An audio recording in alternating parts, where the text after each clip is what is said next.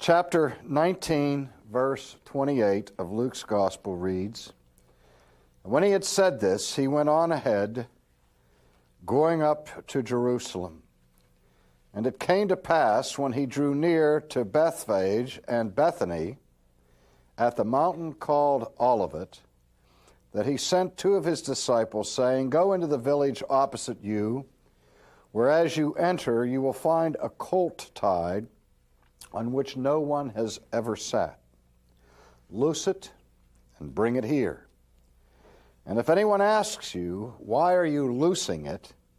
Thus you shall say to him, Because the Lord has need of it." Now there's a little bit more information given on this text in Matthew's Gospel. We recall that Matthew's Gospel was written for a Jewish audience. And there are more references or allusions to Old Testament texts found in Matthew's Gospel than in any of the other Gospels, because he was constantly reminding his Jewish readers of the connection between the Old Testament prophecies and the New Testament person and work of Jesus. So we'll look at Matthew's significant details in a moment. But here we have Jesus approaching the holy city. And the secret that he has been carefully guarding during his earthly ministry is about to be disclosed, as Jesus is going to make a public display identifying himself to some degree with the Old Testament prophecies concerning the coming of the Messiah. Now we may miss some of the imagery here and its significance, because we would think, well, if Jesus really wants to announce his vocation as Messiah, why doesn't he ride into Jerusalem on a golden chariot?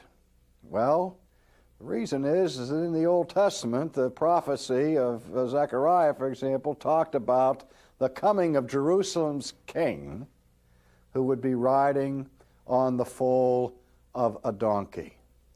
For lo, your king comes lowly and riding upon a donkey, and is a cause for the celebration of the daughters of Jerusalem. So Jesus makes careful preparations for this entry. He doesn't just casually walk into the city. He said, now I want you to go to this certain place and get this donkey that no one has ever ridden before, and bring it here. And if they ask you what you're doing making this request, you just tell them, the Lord has need of it, and they'll give it to you. And so this is part of the preparation, the setting of the stage for the entry into Jerusalem itself.